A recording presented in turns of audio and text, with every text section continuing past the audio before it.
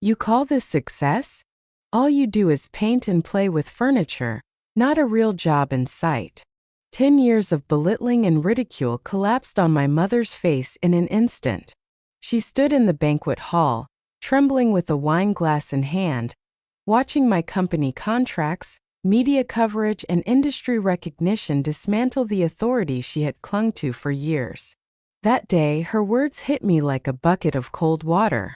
The room froze for 3 seconds, followed by awkward laughter and light coughs.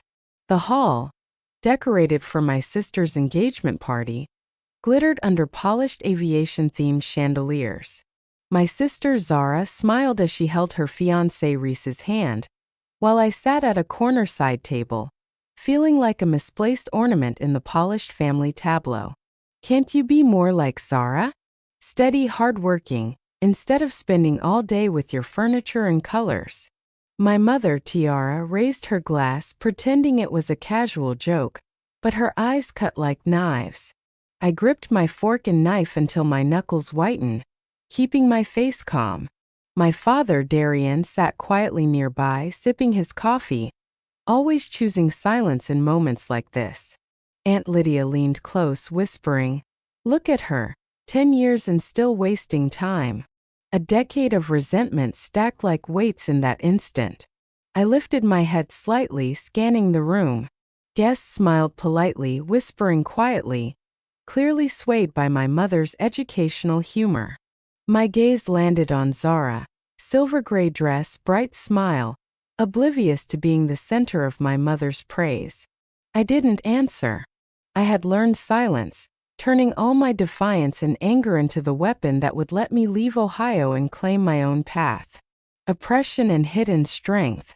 I was never the model daughter in my mother's eyes.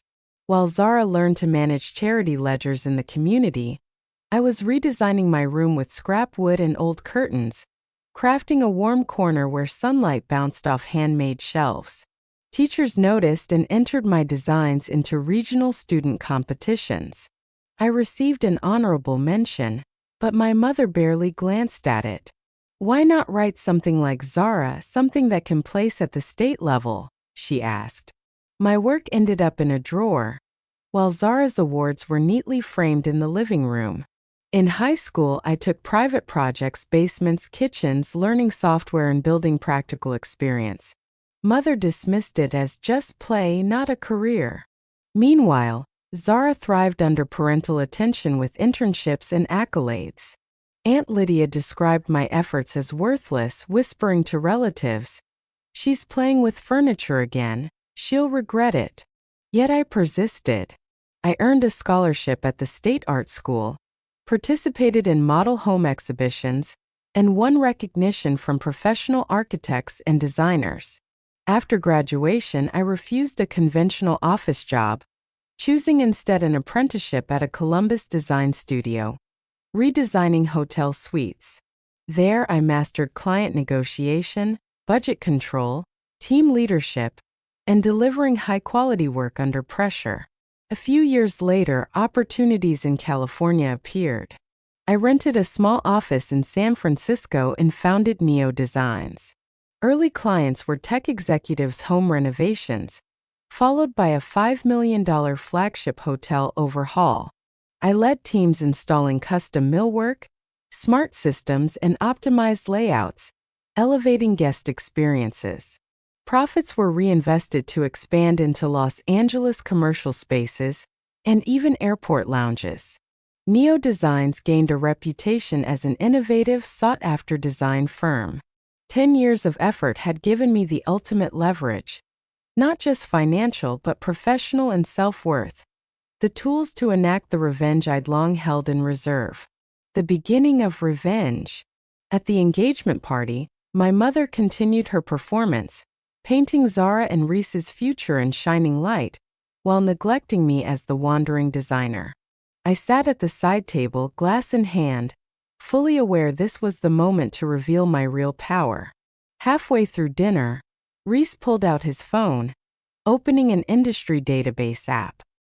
His brow furrowed. Then he looked up and locked eyes with me. "You're Neo Designs Veta Penn. His voice was calm but firm, enough to pause the table. I nodded subtly, remaining composed. Reese scrolled, displaying my company logo, recent hotel renovations, guest satisfaction metrics, and media coverage. $5 million contracts, hotel ratings, expansion into resorts, all laid bare. Guests murmured, and my mother's confident pink face drained to pale. We've been following Neo Design's projects, Reese continued, voice professional. Our firm is redesigning the Dayton Airport terminal. Your design approach fits perfectly. We hope you can collaborate. The hall froze. Guests' eyes centered on me. Mother's grip on her wine glass tightened, her hand trembling. Zara dropped her fork. Shock and confusion etched on her face.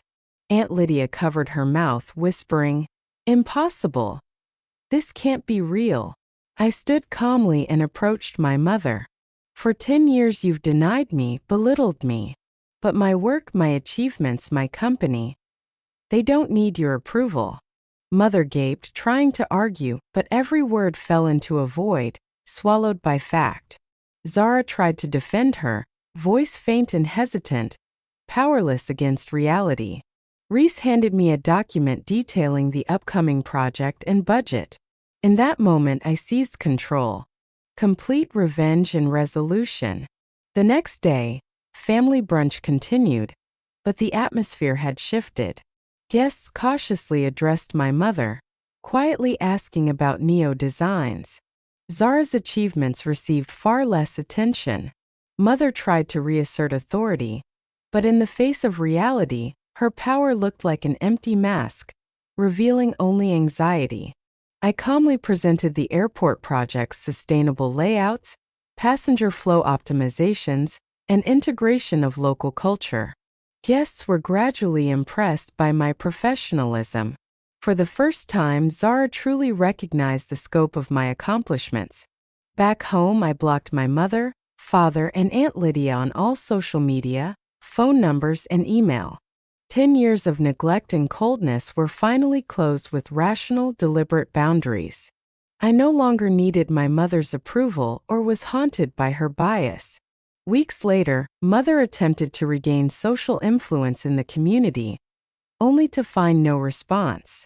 Her former status eroded, friends whispering critiques of favoritism and outdated thinking. Zara's calls went to voicemail, never answered. Neo Designs expanded its business unhindered, and in my San Francisco office, I felt a quiet but firm sense of victory, a complete and silent triumph. I had enacted revenge through expertise and evidence, forcing those who had belittled, dismissed, and undermined me to confront reality and their own impotence. This wasn't just retaliation. It was the ultimate validation of my worth.